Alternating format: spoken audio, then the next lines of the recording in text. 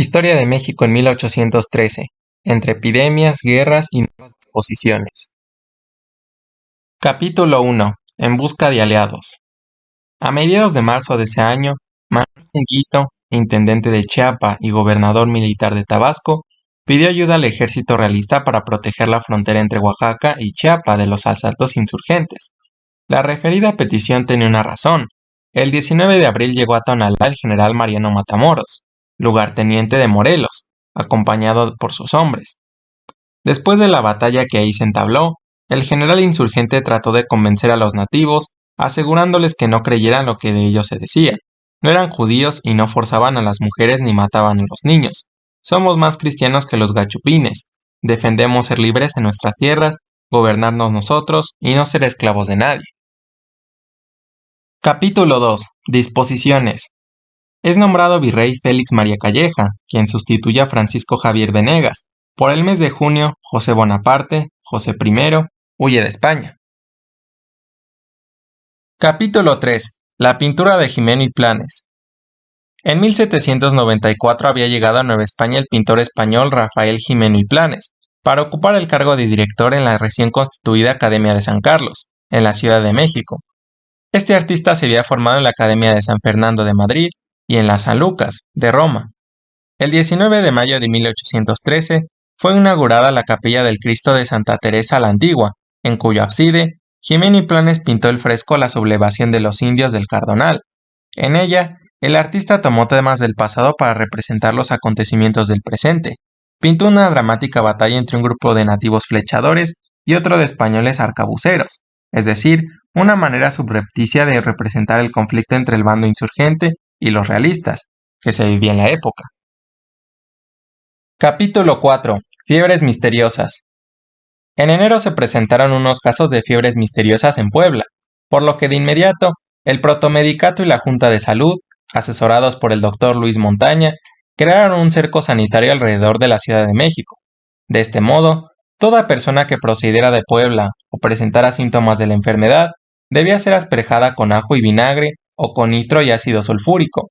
Las garitas se pusieron en cuarentena, se prohibieron los entierros en las iglesias de la ciudad y se aisló a los enfermos en los hospitales de San Lázaro, Jesús Nazareno y San Andrés. A pesar de las previsiones de las autoridades, durante los meses de mayo a julio, el número de casos de la epidemia en la capital de Nueva España aumentó. Para el mes de agosto ya había 65.502 enfermos en una ciudad de 168.846 habitantes. Estas fiebres misteriosas fueron una combinación de tifo y tifoidea, generadas durante el sitio de Cuautla. Aunque todas las clases sociales se vieron afectadas, los estratos más bajos, que vivían en pueblos como Santa María Aztahuacán, Los Reyes, Huehuetoca, Tulyehualco, Chalco y Coyoacán, fueron los más perjudicados, debido a que su alimentación, higiene y viviendas eran precarias.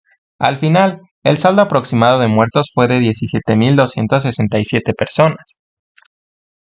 Capítulo 5. La Inquisición es suprimida. A principios del año, después de fuertes y acalorados debates, las Cortes en Cádiz decidieron abolir la Inquisición.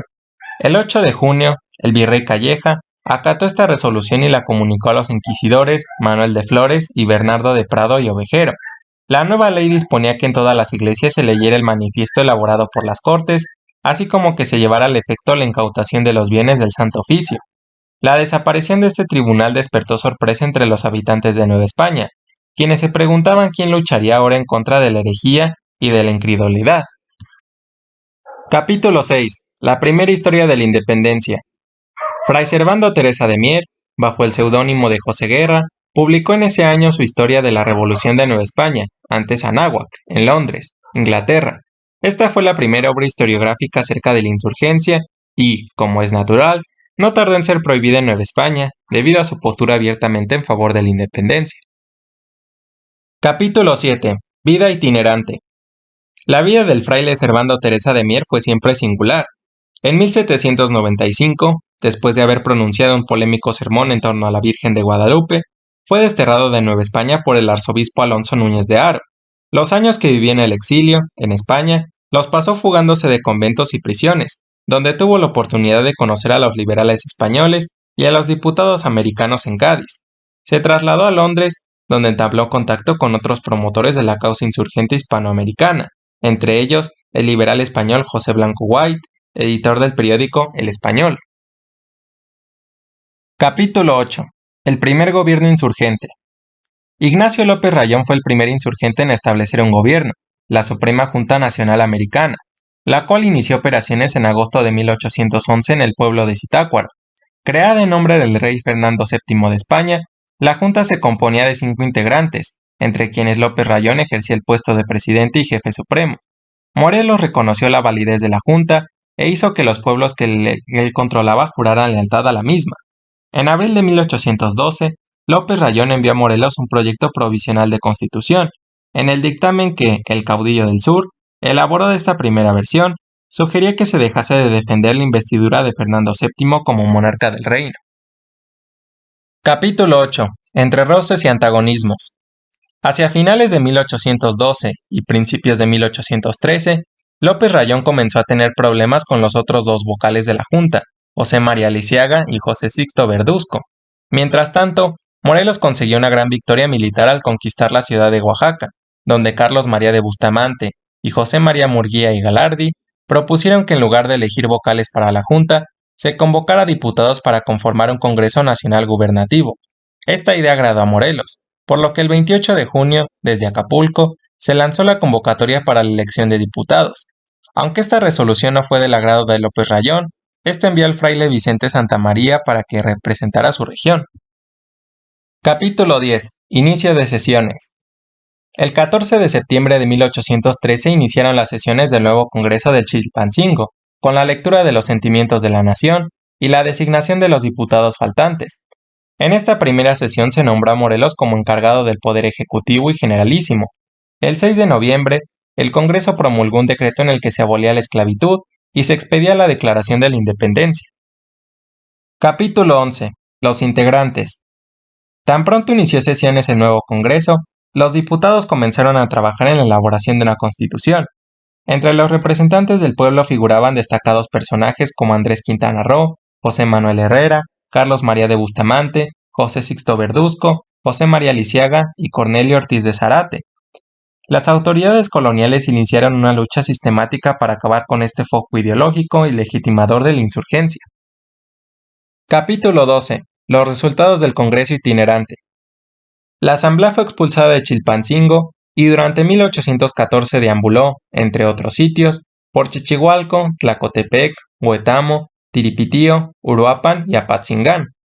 Durante los meses que estuvieron huyendo del ejército realista, los legisladores no pararon de redactar y revisar el contenido de la Constitución. Gracias a ello, este documento pudo ser promulgado finalmente en Apatzingán el 22 de octubre de 1814. Esta primera Constitución mexicana guardaba muchas semejanzas con la promulgada 2 años antes en Cádiz, así como con la tónica ideológica del texto Los sentimientos de la nación de Morelos. Capítulo 13. El Decreto Constitucional para la Libertad Americana Mexicana. La Constitución de Apatzingán estaba compuesta con 242 artículos. Se promulgó, pero no se aplicó por la poca fortaleza del movimiento, y estableció que la única religión que debía profesar el Estado de la nueva nación sería la católica, apostólica y romana, que la soberanía, definida como la facultad de dictar leyes y establecer la forma de gobierno que más convenga a los intereses de la sociedad, residía en el pueblo, por lo que era imprescriptible, inajenable e indivisible. De esta manera, el gobierno no volvería a estar en manos de una familia o en una persona. Todos los naturales de la América mexicana elegirían por medio del voto a sus representantes en cada uno de los nuevos 3 poderes, ejecutivo, legislativo y judicial. Al otorgar derechos y obligaciones a los ciudadanos, los constituyentes de Apatzingán no dejaron de buscar ante todo el bien común. En sus palabras, la felicidad del pueblo y de cada uno de los ciudadanos consiste en el goce de la igualdad, seguridad, propiedad y libertad. La íntegra conservación de estos derechos es el objeto de la institución de los gobiernos y el único fin de las asociaciones políticas. Capítulo 14. Primera incursión. Comisionado para tomar el puerto de Acapulco, el 25 de octubre de 1810, Morelos inició su primera campaña militar. Poco a poco se fue estableciendo como jefe insurgente y movió el foco insurgente de las provincias del Bajío hacia el sur. Asimismo, movilizó a la gente de las intendencias meridionales de Nueva España, Michoacán, México, Puebla y Oaxaca. Capítulo 15. Capitulación en el puerto de Acapulco. El 24 de febrero, Calleja recibió un informe sobre el sitio de Acapulco y su capitulación en agosto del año anterior. Efectivamente, en 1813, después de su estadía en la ciudad de Oaxaca durante mes y medio, Morelos decidió avanzar con su ejército hacia Acapulco. Si bien este puerto no era más estratégico que el de Veracruz, en términos comerciales, su captura constituyó un duro golpe para las fuerzas realistas, pues ahí desembarcaba cada año la rica carga de bienes procedentes de Oriente, a bordo del nao de China. La toma del fuerte de San Diego fue sumamente difícil, ya que este era resguardado por más de 90 cañones y un cuerpo miliciano bien armado, el cual logró resistir durante meses el asedio insurgente. Aunque Morelos consiguió apoderarse de este bastión portuario, el esfuerzo que invirtió en ello le acarrearía una significativa pérdida de tiempo y de gente.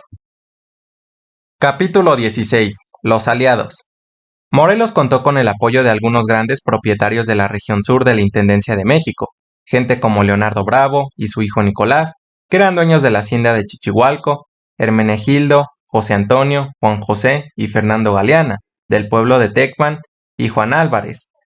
Fueron algunos de los nombres que dotaron al movimiento de una estructura del poder local y que, además, ensancharon las filas de los ejércitos rebeldes con sus trabajadores y arrendatarios.